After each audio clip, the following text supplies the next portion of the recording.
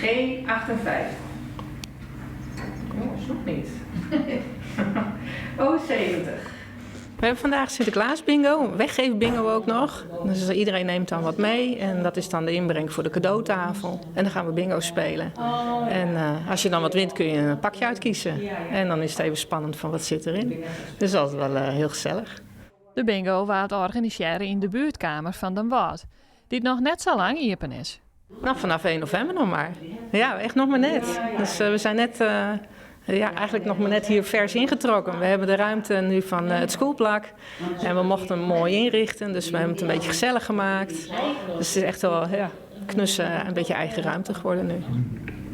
O64. I23. We hebben ook 1 keer in de 14 dagen een wandelgroepje. Volgende week is de wandelgroepen weer. En die vertrekken dan om, nadat ze een kopje koffie hier hebben gedronken, vertrekken ze voor een rondje hier in de omgeving. En daarna komen ze weer terug voor nog een bakje. En degenen die daar geen zin in hebben, die blijven lekker hier. En dan hebben we met elkaar, we hebben volgende week dan een quiz. En die week daarna gaan we een kerststukje maken. Dus we proberen een beetje te variëren. En de bezoekers kunnen zelf gewoon aangeven waar ze zin in hebben.